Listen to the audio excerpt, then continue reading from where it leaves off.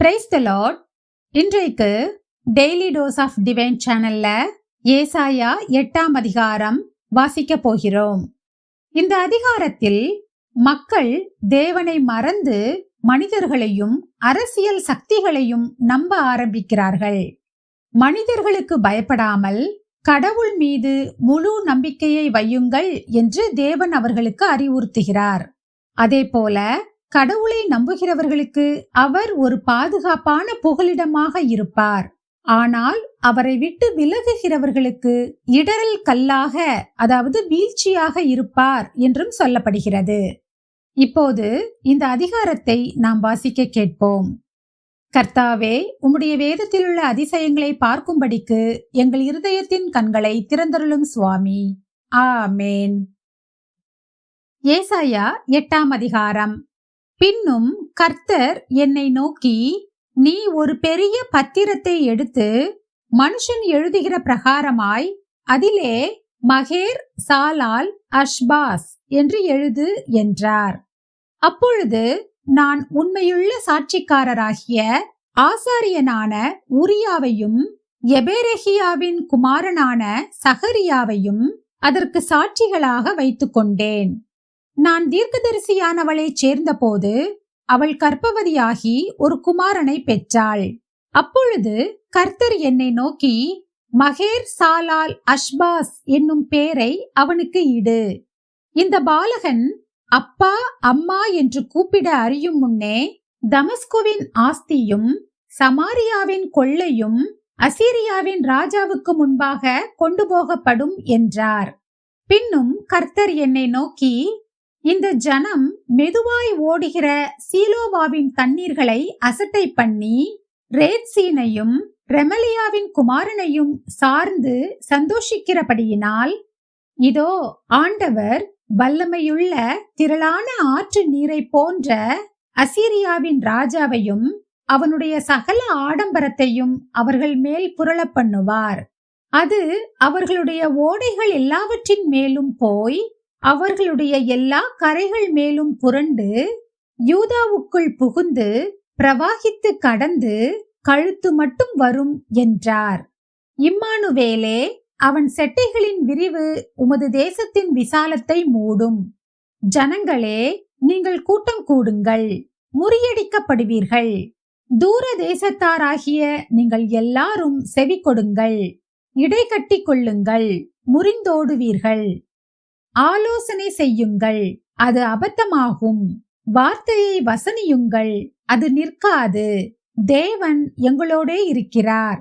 கர்த்தருடைய கரம் என் மேல் அமர்ந்து அவர் என்னுடனே பேசி, நான் இந்த ஜனத்தின் வழியிலே நடவாதபடி எனக்கு புத்தி சொல்லி விளம்பினதாவது, இந்த ஜனங்கள் கட்டுப்பாடு என்று சொல்லுகிறதையெல்லாம் நீங்கள் கட்டுப்பாடு என்று சொல்லாமலும், அவர்கள் பயப்படுகிற பயத்தின்படி நீங்கள் பயப்படாமலும் கலங்காமலும் சேனைகளின் கர்த்தரையே பரிசுத்தம் பண்ணுங்கள்.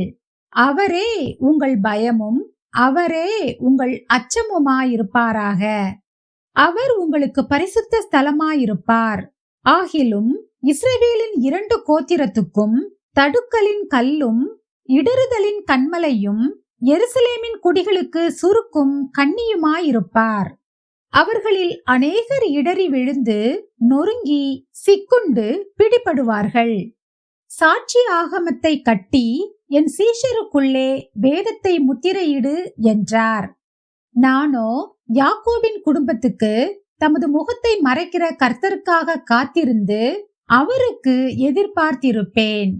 இதோ நானும் கர்த்தர் எனக்கு கொடுத்த பிள்ளைகளும் சீயோன் பர்வதத்தில் வாசமாயிருக்கிற சேனைகளின் கர்த்தராலே இஸ்ரவேலில் அடையாளங்களாகவும் அற்புதங்களாகவும் இருக்கிறோம்.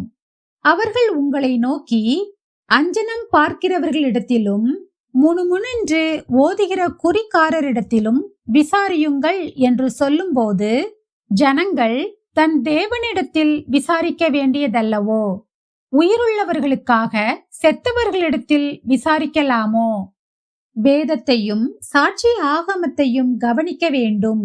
இந்த வார்த்தையின்படியே சொல்லாவிட்டால் அவர்களுக்கு விடியற்காலத்து வெளிச்சம் இல்லை. இடுக்கண் அடைந்தவர்களாயும் பட்டினியாயும் தேசத்தை கடந்து போவார்கள். அவர்கள் பட்டினியாயிருக்கும்போது மூர்க்க வெறி கொண்டு தங்கள் ராஜாவையும் தங்கள் தேவனையும் தூஷிப்பார்கள். அவர்கள் அண்ணாந்து பார்ப்பார்கள், பூமியையும் நோக்கி பார்ப்பார்கள். ஆனாலும் இதோ இக்கட்டும் அந்தகாரமும் இருக்கும். இடுக்கத்தால் இருளடைந்து அந்தகாரத்திலே தள்ளுண்டு அலைவார்கள். நான் யாரை நம்புகிறேன்? தேவனையா அல்லது மனிதர்களையா? நாம் ஜெபிப்போம். அன்புள்ள இயேசு சுவாமி, இந்த அருமையான காலை வேளையை தந்ததற்காக உமக்கு நன்றி ஏசப்பா. எங்கள் வாழ்க்கையில் குழப்பங்களும் பயங்களும் சூழ்ந்து வரும்போது உலக வழிகளை, மனிதர்களின் ஆலோசனைகளை தேடி ஓடாமல் அமைதியாக உம்முடைய வசனங்களின் மீது நம்பிக்கை வைத்து உமக்கு சித்தமானதை செய்ய எங்களுக்கு கிருபை தாரும். எங்களுடைய வாழ்க்கையை உம்மில் நிலைநிறுத்தும். இயேசுவின் மூலம் ஜெபிக்கிறோம் பிதாவே. ஆமேன், ஆமேன். நாம் அடுத்த நாள் வேத வாசிப்பில் சந்திப்போம். God bless you.